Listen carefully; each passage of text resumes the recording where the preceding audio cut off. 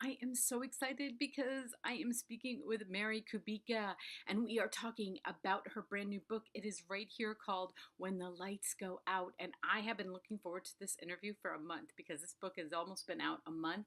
Everybody is loving it. And I spent the whole weekend reading it and I loved it so much. But more than that, I love Mary. Okay. She is amazing. And the last time we had a telephone call, but today we get to talk in person on Skype, kind of in person. So anyway, here is Mary.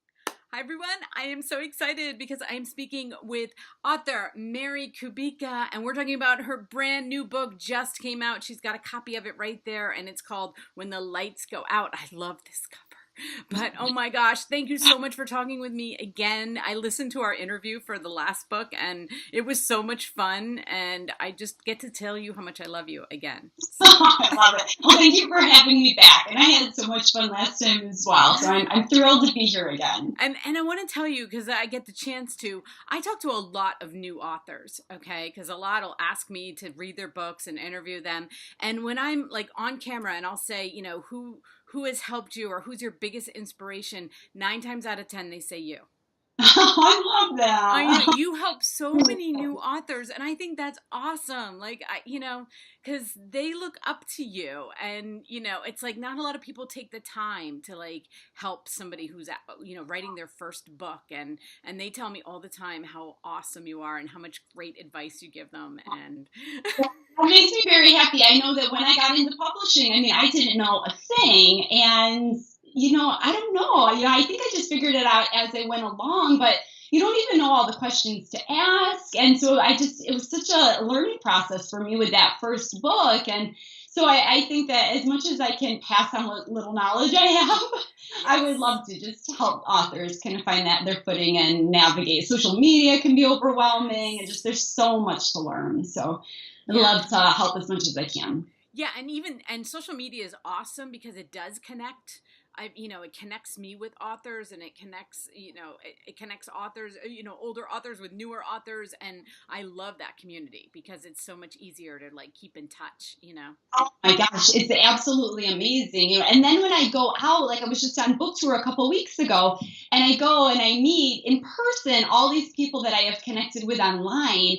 And it's like I feel like I have friends everywhere I go just because I've connected with different people on social media, whether it's readers or other authors or bloggers. And it makes the world feel a lot smaller than it is, just more intimate than it is. Yeah, I was interviewing an author last week and she said, I hate to think about what it was like 30 years ago for authors when they have a book release day because you guys, when your book is releasing, you can go on Facebook, Twitter, Instagram, and everybody's like, yay, this book is coming out, and they're giving you so much love. She's like, I feel like it would have been such a lonely thing back then. It would have been, right? Yeah, it would have been, you and your family and the local bookstore and, whoever's right here in your community, which is awesome too. But yes, on launch day, my social media feed is just filled with all these congratulations messages from so many people, and it's amazing. Yeah, and they're like waiting for that day that they can go out and get the book and then take a picture of it and put it on their social media. So I love it. Yeah, it's so much fun. Okay, so this book, I think it's your 5th book, right? It is. Yes, we're fine. You're writing like one a year at the moment, and I couldn't wait. I spent yesterday all day with it, and I loved it so much. Oh my gosh! I'm gonna try to like go. I'll let you give your little blurb about it, so I know how far, because this is tough to talk about. Okay. It's tricky with the genre to know what to say, to not give too much away, and I'm worried that I'm going to be the one to spill beans. But with this one, there's 2 storylines going on, as there are in most of my books. But in one of the storylines, we meet Eden, who is a young married woman. She and her husband, Aaron, make the decision to start a family. And in doing so, they come to discover that they're going to struggle with infertility. And that goes on and just wreaks havoc on their marriage and their finances and just Eden's emotions as she just becomes more and more desperate to become a mother. And so we start to wonder, to what extreme is Eden willing to go to become a mother? And then in the other storyline, we meet Jessie, who's 20 years old. Her mother has just passed away from cancer. And Jessie has no other family or friends to speak of. So she sort of ventures off into the world alone for the first time in her life. And in doing so, she looks for a new place to live, applies to college, but she comes across some information that makes her wonder if she's really the person she thinks she is, or if her whole life has been a lie. But she has nobody around to ask these questions of anymore. And then Jessie's story is further complicated because in the wake of her mother's death, she's just completely not sleeping. And the days go on and on without any sleep. And the insomnia just completely messes with her. At first, she goes from fatigued and grumpy and clumsy all the way to a point that she's becoming more and more paranoid and she's starting to hallucinate and see things. So we see that the impacts that insomnia has on this search for self-discovery she's on. Yeah, and I think it's going to relate to everyone because those two storylines, like, as a woman, and I'm 53 and I have 6 children, and, but my last child, I did struggle a little bit, like, like I think everybody can relate to that in some juncture of like, I want to be a mom, and then what extreme do I, like, to what extreme, and she has to go to extremes. But, and then Jessie's story, I had a mom who died of cancer. So I was like, when I was reading this book, I'm going, my emotions were like back and forth.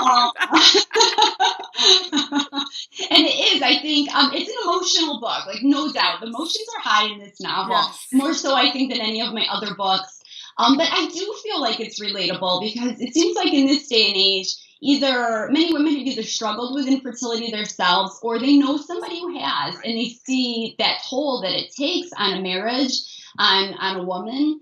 And then the insomnia part too. I mean, we've all had the occasional sleepless night at minimum, so we can relate to that on some level. Yeah. I was thinking about when I was up with my babies. Like how many nights did we not sleep? And my daughter has a newborn, and I said to her last night, like, are you sleeping? She's like, what is sleep? And I'm like, right, what is sleep? In a couple of years, I will sleep. That's right. Okay, so let's just start at the beginning. Like, there are times, so there's that, everybody's saying there's 2 timelines. I think there's more than 2 timelines. Like, as you're reading it, I think that you have to really start paying attention to the timelines because it's so important to know what is going. But I love that. I loved it. I thought you did it so brilliantly with those timelines. Yeah. It was fun, Yeah, I'm glad but you're right that it's not quite as linear as you might think. There's definitely some shifts in there. Yeah, I know at one point I was like, wait, what month are we in? But I don't know, it led to the suspense of it. So I loved that. I really, really did. Good. But, okay, Good. And the title, so we have the title, When the Lights Go Out. So that's an awesome title. Yeah.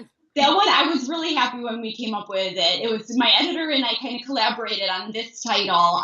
The working title for it was 11 Days, actually, which for a long time I thought was going to stick. And 11 days is the longest that a person has been recorded to go without sleep, and that dates back to the 1960s. A high school student did it for a science fair project, but he also got the Guinness Book of World Records record for that. Wow. I know, right? So that was where we first kind of got the title, and then we started to revisit some other ideas, just because a reader that doesn't know the history of 11 days and how long a person has gone without sleep might not get the meaning of it. So we wanted something that was a little bit more blunt, that was a little bit more obvious as to the way that it related to the storyline, Jessie's in particular. So yeah. So I was thrilled when we came up with that title. Yeah, and the first thing I noticed, of course, is that this title is all in small caps Yes. and no weird letters. And I kept looking for it. I'm like, there's going to be... We went to the R in my name. Oh my God, I missed that. I am looking all through those because I'm like, there is one and I can't find it. And then I didn't look at your name. Well, and all the other books, except for Pretty Baby, which is an upside down A, all the other books have a backwards R. So when we did start brainstorming titles for this, my editor and I actually had a conversation, like, does it have to have an R in it? Right. And then, we figured, well, there's a lot. We could, flip something. It doesn't have to be an R. But then it worked out really well that, of course, we have the R in my name. So I'm thinking that might stick, from here on out. Yeah, and I think it's so funny that I didn't see, like, I'm telling you, I had it blown up on my phone, and I went and then I didn't see your name. That's so funny. But anyway, okay, so there is one. But so let's talk about the prologue for as much as we can talk about the prologue, okay? because it's not as much of a giveaway, but it kind of is. Like, as I was reading it again, because I went back to read it again, which I was like, wow, like I got way more. Right? I actually myself have done that. Just yeah, I mean, of course, I've known the whole time what the outcome of the book was going to be. But after I put it all together and did go back to the beginning and start rereading it from there, it strikes you differently, doesn't it? Yeah, like you said, this is like very emotional to begin with, and then like when I went back, because it's almost, even though I read it in a day, you forget where it starts. Yeah. Because that's how it is with books. By the time you get to the end, you're like, how did it start out again? So I reread the beginning and I'm like, wow. Because we don't know who it is. You started off, we don't know who you're talking about at all. And right. Yeah. I think with this genre in particular, I think it's really important for writers to just grab their readers from the beginning and make them want to stick with this book and see it through. And so with this one, I really wanted to come on with a strong opening, and I hope that the prologue does its job, because that's what it's there for. Absolutely. And then, and the last line of the prologue, which I just love, is because I wrote it down, and then I go. And I was like, I remember when I read that, and then I'm like, oh, wow, Mary, I'm in for a ride today. Crazy. But, so many people are talking about this ending. And, it's really difficult to try to get everybody to, like, understand an ending of a thriller, especially yours, because I thought I was blown away. Okay. And then there are people who are like, I didn't get it. And I'm like, do you want me to call? I can call you. Like, I love it. But that is the risk you take with a thriller, right? Like, some people are going to be like, I'm confused. I don't know. Like, and I wasn't confused at all. I was like, wow. I was just blown away. I thought it was brilliant. I'm glad to hear that. I do. This twist is one that's pretty polarizing. I think that some readers love it. They absolutely love it, and I've had some of the most lovely messages about it. Some readers hate it, and it's a controversial ending, which I think I knew the ending from the beginning. So for me, this book was because of that twist, and it's never happens that way with any of my previous books. I have at my beginning point and figure the ending out during the process of writing. With this one, I knew that I wanted to do that twist because it was just very psychological to me, and I wanted to study that. And so I went that route. I actually, the stories of Eden and Jesse came secondary to that twist. Wow. So for me, the book is the twist. Without that, I don't think it ever would have come to be. But yeah, I think that controversial is a good thing too. It's been sparking some great debates. My own book club just read it. We discussed it on Friday, and I know even among my own book club there was mixed feelings, and that's awesome because I think that it leads to a really good discussion. And you're right, that's with the genre. I mean, I think that readers want writers to take these big risks in this genre and really kind of push things as far as we can go. Absolutely. I love being pushed. I love that. I do. And I think sometimes, people who read these and don't, I'm like, is this what you want to read? Because Right. is this really the genre you want to read? Because if it all just was like wrapped up really nice and neat, that's not a thriller. They're not wrapped up nice and neat. Right. So it's like, do you also teach writing? I don't. No, I was a high school history teacher actually before I got into writing full time. So I was a teacher in a former life, but not now. Now I just write full time. Yeah, because I was wondering, just because of the people that you've helped, and I was like, well, maybe she teaches writing thriller, because you do have it down pretty well. And you know what? Anybody who skips to the end, you aren't going to get it anyway, so don't bother. You'll read the end, and then you'll be like, I don't even understand. So don't even bother. You have to read the whole thing. So. I love it. Yeah, but I mean, it's writing thrillers is so, like, to get that storyline that every, especially when you have these different timelines, and to keep everybody on the edge of their seat. And that's what I was reading. Everybody was like, I was on the edge of my seat. I was like, me too. I was. And yesterday, people kept wanting me to do things like laundry, and I'm like, I can't do laundry. I am. This book. I read somewhere where somebody was reading, I think it was on Instagram, I read this. Somebody was reading your book and their kids came home from school and they wanted dinner and then she ordered them pizza. She's like, I need to finish the book. I can't. Love it. That's awesome. I know. Isn't that fun to hear, like, as an author, like, Oh, that's how gosh, you it is. affect us so much? Oh, it totally is because as you're writing it, it's just me and my computer, and of course, I know that eventually it's going to make its way out there. But it's such an individual task when I'm writing the book. So then to get that feedback from readers is just it makes it all come full circle. It's amazing. Yeah, and this is such a fun time because it's been out there and you've been out and, so my last question before I let you go is, so you're doing all this stuff. I mean, I know it's such a crazy time, but do you wait to start your next one or are you kind of like already know? Because you've written, like, I think it's 5 years in a row, you've written 5 books. So, Right. So the next one is basically done. I'm there you just go.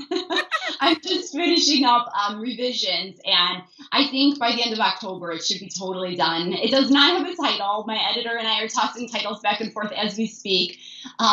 So I've got a little bit of an elevator pitch for it, but I haven't refined it totally. So you'll have to forgive me. But in this one, it's a family of four, mom, dad, and their two sons. They leave their Chicago home. They've inherited a home on a small island off the coast of Maine.